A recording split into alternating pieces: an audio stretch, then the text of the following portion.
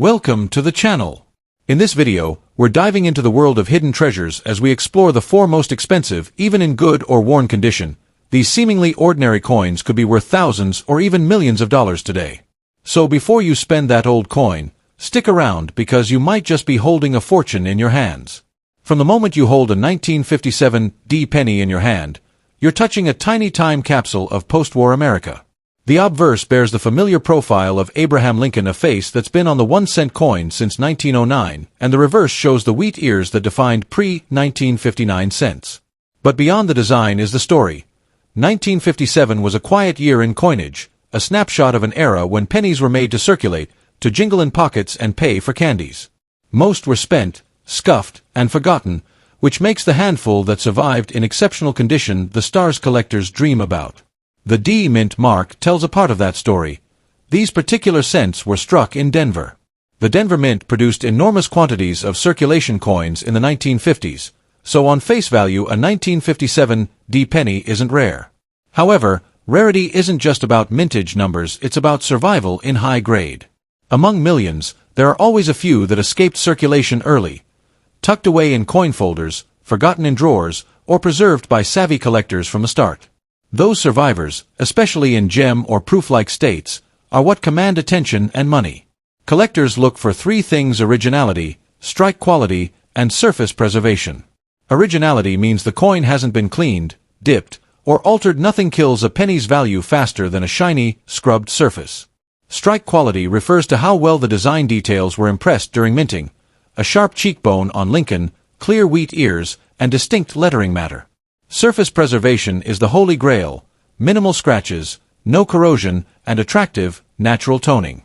A 1957 D that checks all three boxes can be shockingly valuable compared to its everyday cousins. Grading is the language of value.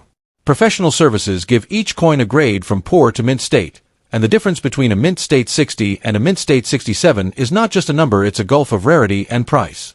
Most 1957 D pennies you'll find are well below mint state.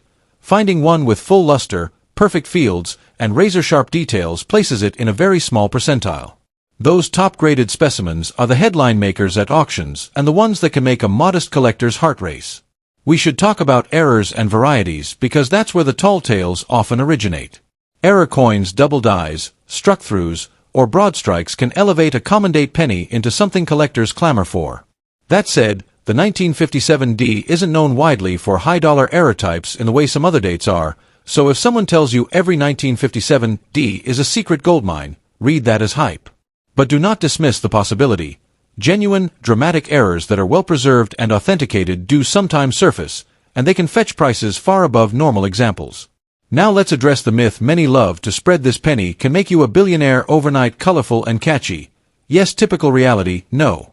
For most 1957 D pennies, even in very good condition, prices range from pocket change multiples to a few $100s.